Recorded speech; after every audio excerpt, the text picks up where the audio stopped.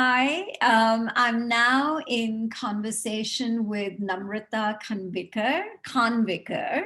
Namrata is an Akanksha alumni, and she's actually talking to me from Minnesota, which is where she's just told me that in the next 5 days she'll be graduating from university, which I think is such an incredible achievement. What I've heard about Namrata is that she's an exceptional student, always has been. And I'm really, really excited to talk to you today, Namrata. Hi, Didi. I'm also really excited to talk to you. And yes, it is like bright and early here. It's 7:30 a.m. when I started this. Um, so I'm about to graduate in 5 days, and I don't know how I feel about that. It's overwhelming.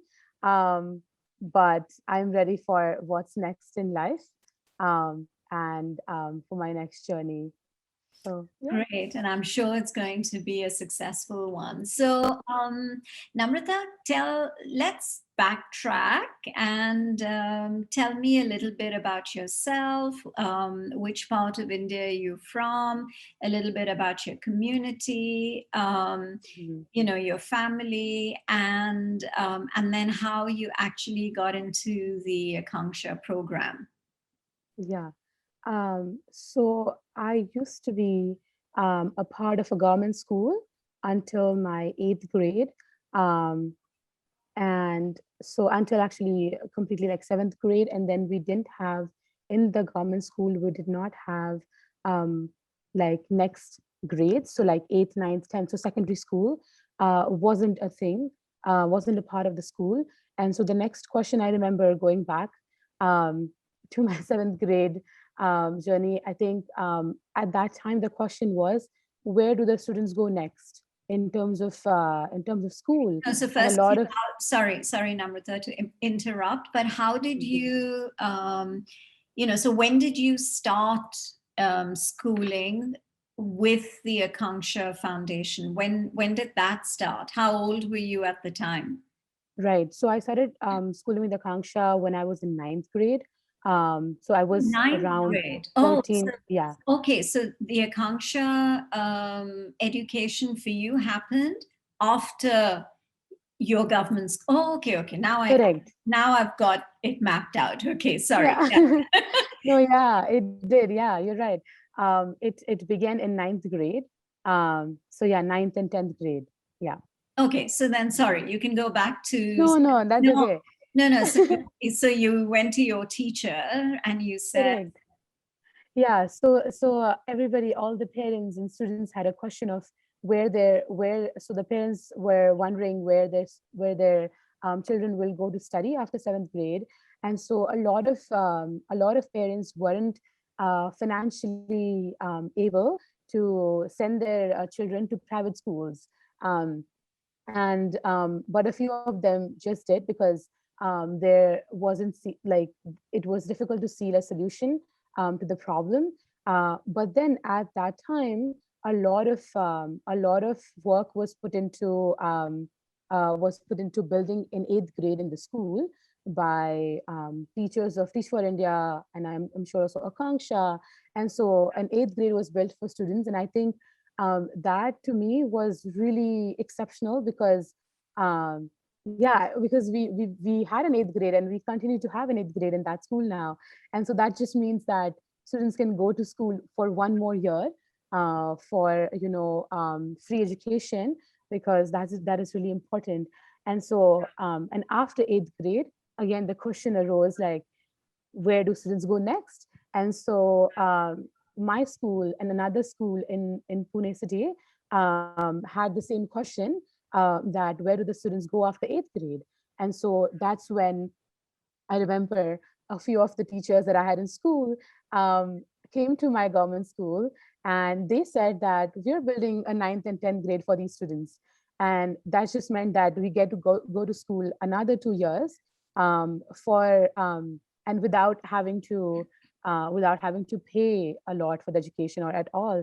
And so that just kind of convinced a lot of parents as well to send their children to school, because sending them to private schools wasn't really an option for a lot of parents. So yeah, I would say I would say that's where the Akanksha journey began. According to me, ninth grade, when I shifted from the government school to AVBS, Acharya Vinoba Bhave School. Um, uh, yeah, and then I think a lot of the journey at Akanksha was really something that I hadn't really thought of as a child, and in a positive way, meaning that a lot of the things I learned, I had never really thought that we could learn these things in school, because school meant, you go to school, you learn these 5 6 subjects, and then you come home. But I think the idea of school really changed from my 8th grade, um, since teachers of Teach for India and Akanksha were introduced to us, and learning became just more fun, more and just unique in a lot of ways, because we were not only taught what's taught in the books, but also taught things that were outside the books. So learning about the world, learning about current issues that exist in the world, learning about art, learning values that we were introduced to but never really understood the meaning of in some ways. So courage, compassion, empathy, and a lot of those things I learned at Akanksha, and I think that has contributed a lot to my personality now. And I think the Akanksha community keeps reminding me of what are my true values, and what my purpose is. And I think that is very humbling in some ways. And yeah, I would say so. Like, I don't know if I answered the You question, absolutely but did. Yeah, you absolutely you yeah. answered the question. So in fact, I was going to ask you, excuse me, about the how the transition from the government school to the Akanksha program, and what were the changes, but you've answered the question for me, so that's great. You preempted me. um, okay, great. So then, moving on, I understand, got a scholarship to go to UWC in, where was it? So this was Armenia? in Armenia, correct? Armenia. Okay. Mhm. And so did you do your IB from there, or Yeah. IB? Okay. So from a government school Mhm. to to an Akanksha managed program, Yeah. which was still in the government school, to a sudden leap into a UWC environment. One, how did it happen? Two, how did you adapt to this? Mhm. Because it's a very dramatic change, right? Um, what was some of the difficulties that you experienced in doing Mhm. that? How hard did you have to work in order for you to get the scholarship? So, some of these questions, in whatever order you're comfortable with, if you could respond. Yeah, I remember actually going back to my 10th grade. I remember when a few people from UWC, the one in India, had come to our school, and to kind of introduce the idea of UWC to us. And I remember sitting in this one classroom and looking at their presentation. And they were actually, the memory is very clear to me, because I was so amazed by the idea of UWC at that time. And this was, I think, if I'm not incorrect, like very beginning of 10th grade. And so I remember when they were showing us what UWC is through pictures and through videos, and telling us more about it. I remember just thinking how wonderful it would be to be a part of something so amazing. And so I remember sitting on the classroom floor and just kind of already dreaming about being a part of about UWC. And I think that's where a lot of times, like, the steps begin, when you actually kind of already see that that you believe that maybe you can be a part of something, and it might not always become true, but I think it's very important when you genuinely want to be part of something. Sometimes it may come true, and it did in my case, and I was really grateful for that. So yeah, and so after that, I thought it would be very nice to apply to this because we had the chance, and um, I I thought, why not take this opportunity, even though it was a little scary. And the application process began. And yeah, a lot of the Akanksha's teachers from my school, of course, were there to help us with the application process. And there was essay writing, there was interviewing, and I was so nervous. I remember the teacher who was directly supervising during this process, for looking over my essays and all for UWC. I remember, I think they had 5 students who they were supervising, and I remember being the last person who submitted their essays to them for them to kind of give me feedback. And then I thought that, I talked to myself and I said, Namrata, I don't know if this is something for you because I don't know if you're ready for this, right? And then this is 10th grade, and this is a very important year in your life, because you know how 10th grade is viewed in India, and I think other countries as well. And so I kind of doubted my abilities, and I think for the right reasons, because the year was so complicated in terms of the challenges that were coming. Um, but then I think the first round went okay. I went for the interview where it was also very challenging because students came from such diverse backgrounds for the interview as well. And we got a chance to stay at the UWC in India for 2 days.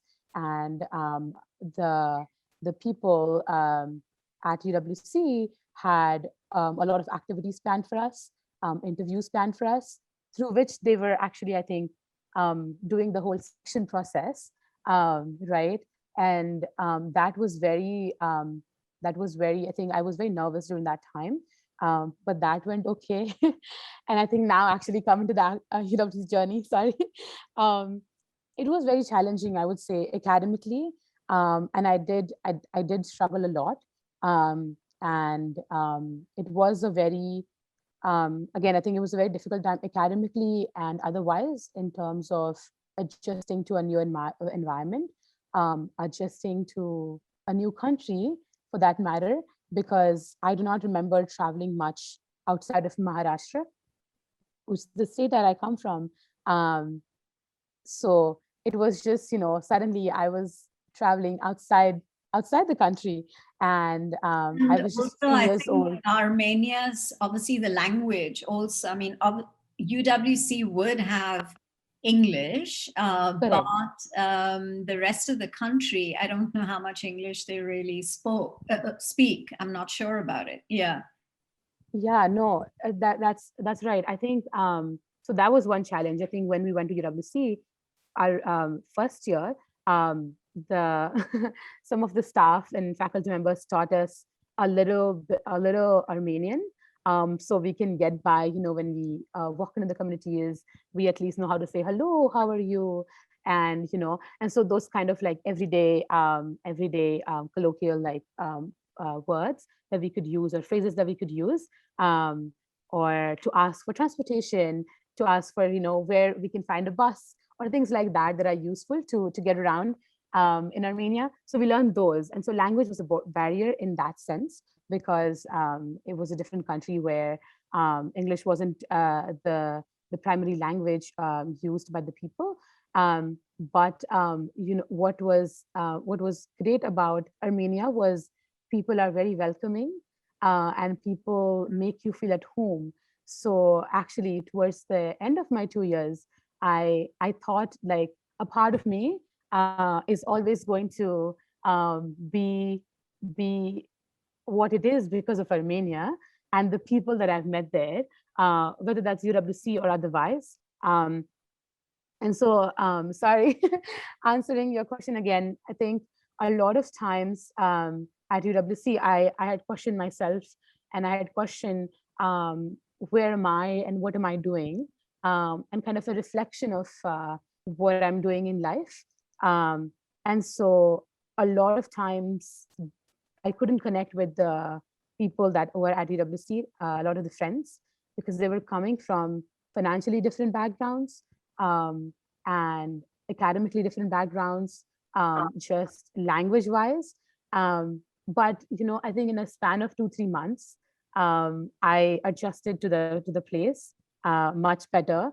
Um, and then I continued to struggle academically, but then I think, in my second year, a lot of people told me that it's going to be okay, and I think that was comforting, and that was good to know that, um, I have something to look forward to after this as well, after UWC.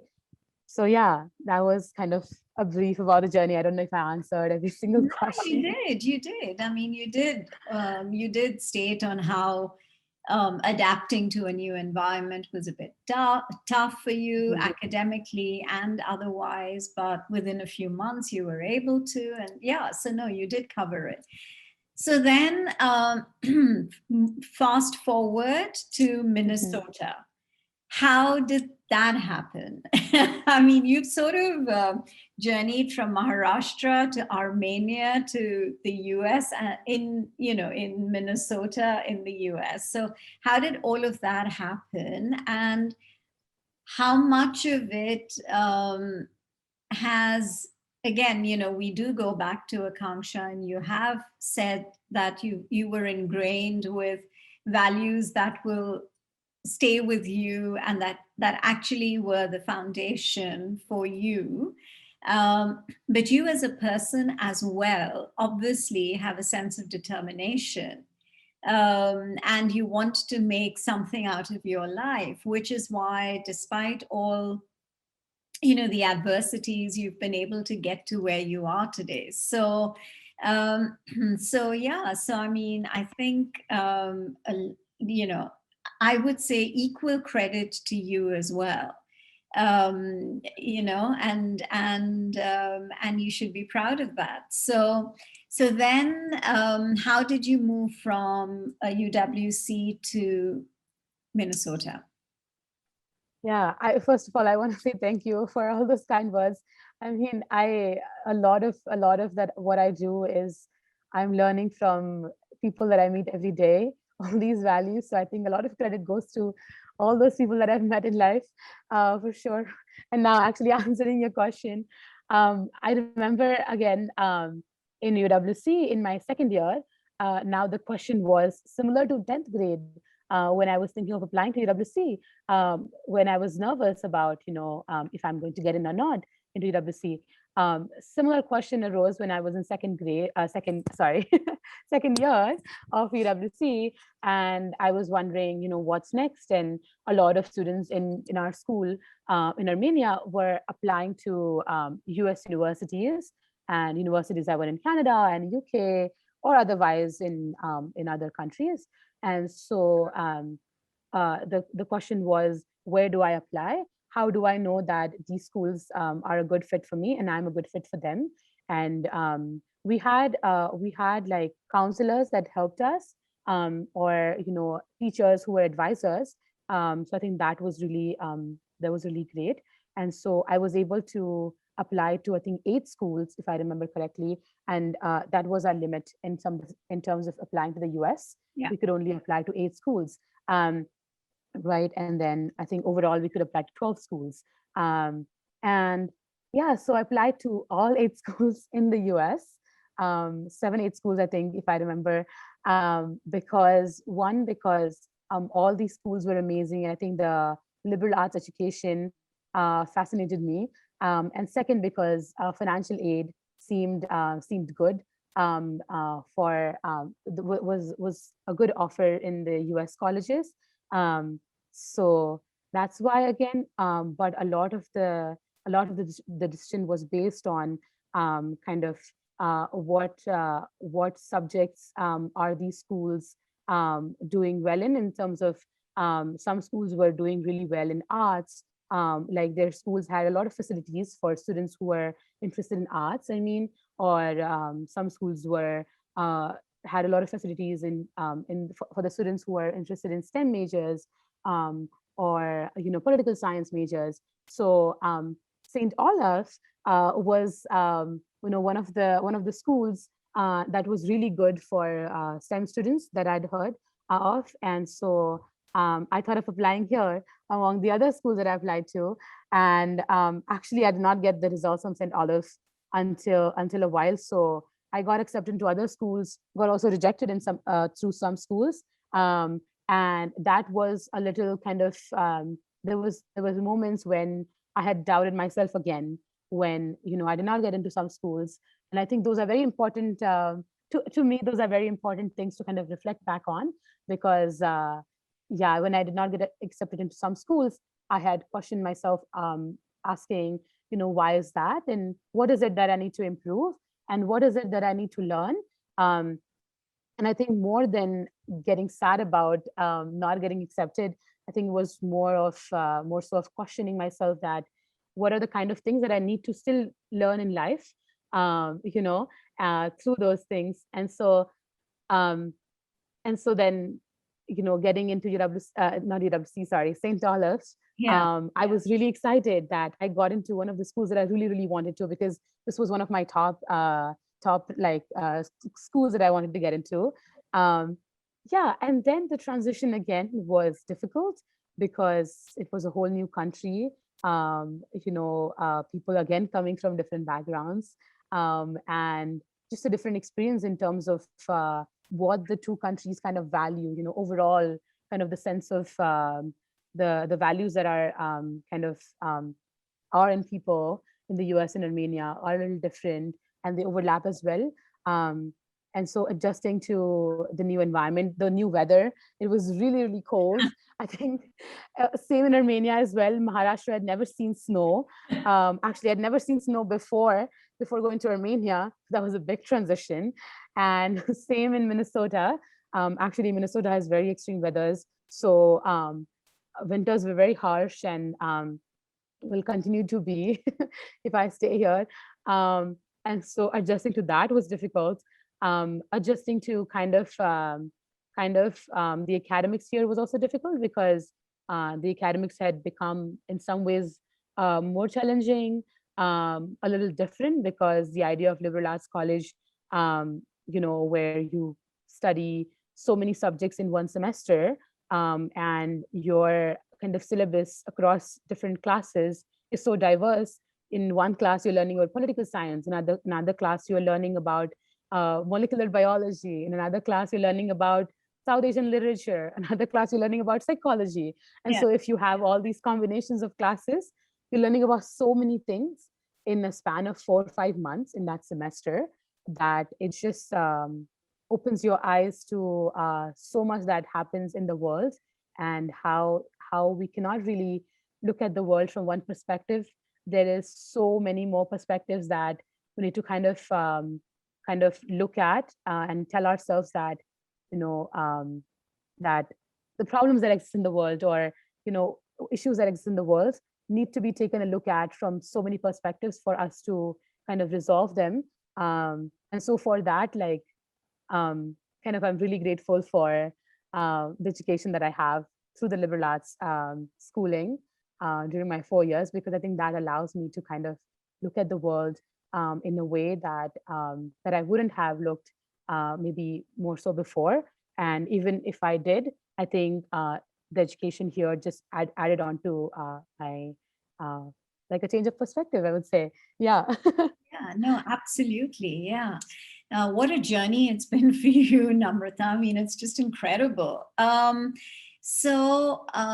have you majored in? Biology.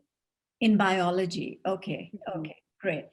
So you've got another 3 years in which to find yourself a job, and then maybe move on to doing your master's as well, right? So I think it's a pretty well kind of paved way for you to have a career and to be completely independent. And I think that's quite phenomenal. So tell me, are you the first ever Akanksha student who's paved the way for others to come into the US? I'm not 100% sure, but I think I might be Yeah. because um, because every time I think about, when people say that, that Namrata, you're the first student, I again, I do a lot of reflections and I don't know how good or bad that is, but then I ask myself, what that means to me, and what that means for the responsibilities that I must take, um, that come with that come with wanting a certain type of education, and wanting to take initiatives regardless of how many challenges that come my way. So yeah, I think that is true. And sorry, I might not be able to answer the question very well, but yeah, No, you can ask I me. mean, you have, the question was, you were the first, and the answer is yes, you are the first.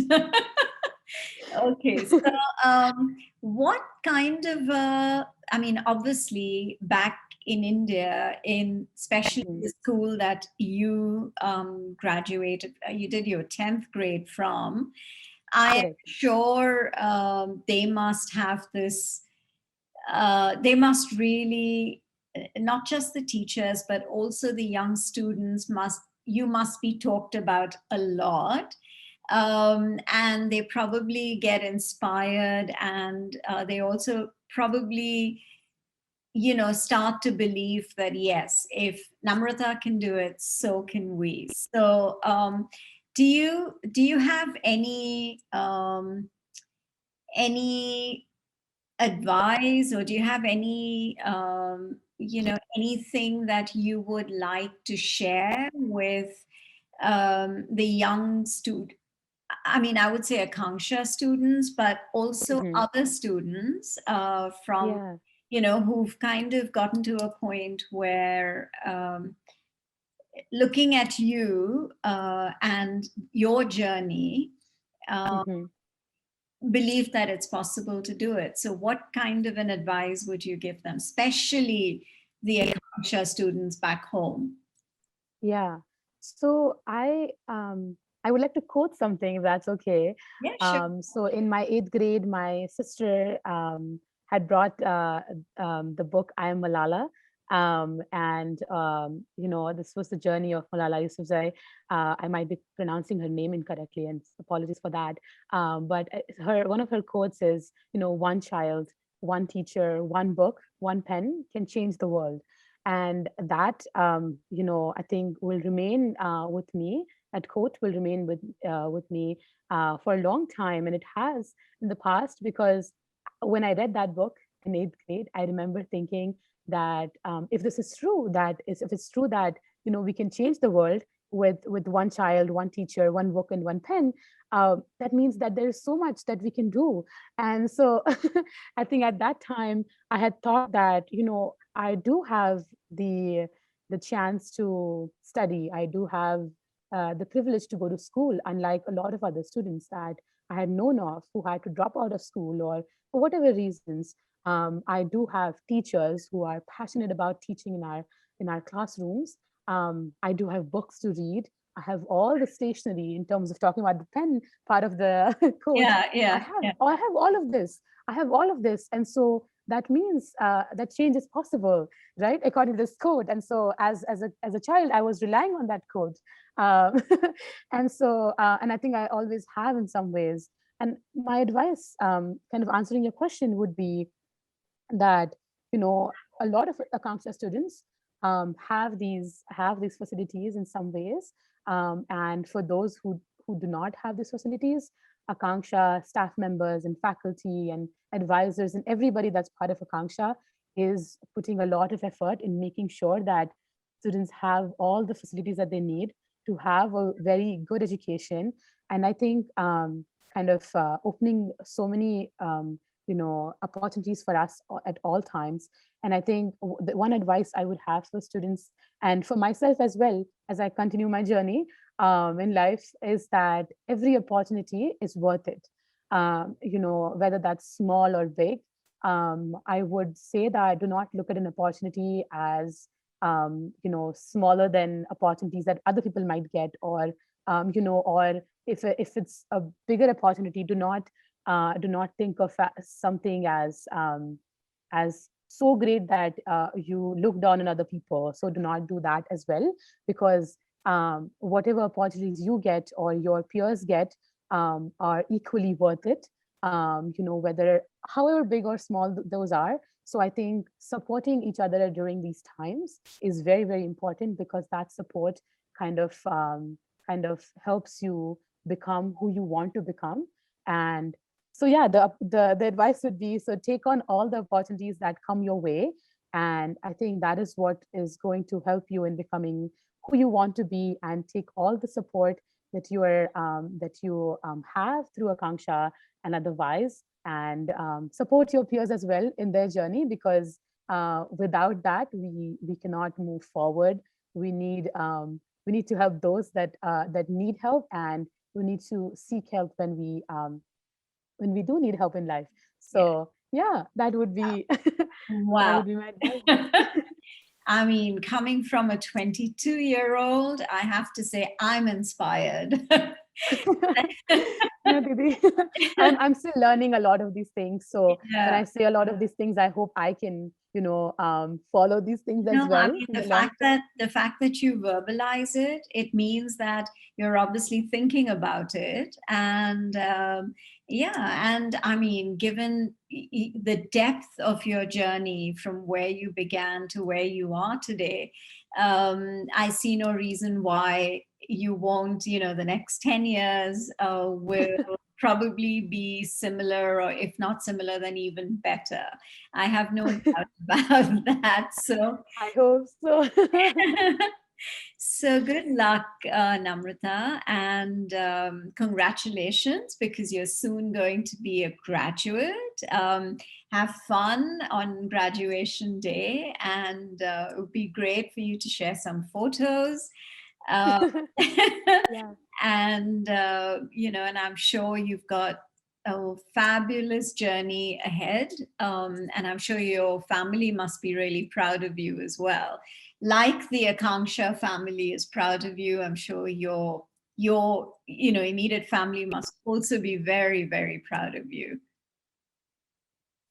They are, and a lot of times they, keep mentioning that, and I'm not the kind of person who, you know, um, kind of loves all the complimenting all the time. But a lot of times my parents do keep reminding me that of the challenges that I faced, and kind of just tell me that I should be proud of the journey. And at times I am, at times I still think that there's a long way to go, because um, and I don't know if the times is up, and but for us, but I think a lot of times I think of this journey as something that must continue to work, and whatever challenges come my way, I must face them. And the reason for that being that, coming from a background, where not a lot of times, I think my parents are. I'm very grateful to have the parents that I have, because they have always supported me. They have been some of the strongest pillars, along with Akanksha teachers, Akanksha staff, and like my friends, because my parents, they have always supported me regardless of the kind of challenges that come in my life. And you know and I hope that parents are other parents are also have a similar mindset, I hope, because the background I come from, not all students have had the opportunity to continue schooling, um, because of different reasons again. And but they have done wonderful things in life. And um, I think it's really important for me to continue on this journey, because if students do see this journey as something they can look forward to, and something that gives them kind of hope that they can also be on a similar journey, or they can face all of these challenges or similar challenges, then for those reasons I must continue with whatever comes my way in terms of challenges, because then I'm no longer just doing this journey for myself. And I think um, those students should have faith in their journey, and for that, whatever challenges that come my way, I should face them head on. And Exactly. as Yeah. I say them, I'm nervous about what's coming for me, but hopefully things work out, as you No, said. I'm sure they um, will. Yeah, they will. There's always, as long as you stay positive, as long as you work towards it, there's no reason for it not to happen. I mean, you've gotten this far, and and it's just patience and a lot of hard work, and determination, and you will get there. You'll get to the next phase of your life. I'm pretty sure and confident about that. thank you for the kind words. Yeah, I hope so too. But Yeah. So take care. Good luck once again. And I've really, really enjoyed talking to you, Namrata. And maybe, you can go back to bed now because, no, it's time to be up and going for me. A okay, lot of things to do today. lots of things But to do today. Great. yeah, but yeah, it has been lovely talking to you as well. And this was a little easier than I thought it would be, because I've never done a podcast or something of this sort before. Yeah, So well, there's thank always you a for first time, right? There's always a first time. So, yeah, yeah, no, yeah, you thank were you so really, much. you were very comfortable, and I really, I just switched off my iPad. I said, I don't need to have to go through the list of questions. It's just going to be a conversation, and it was a great conversation. So, thank you once again, Namrata. Thank you as well. Have a good day. Thank you. You too. Bye. Bye. Bye.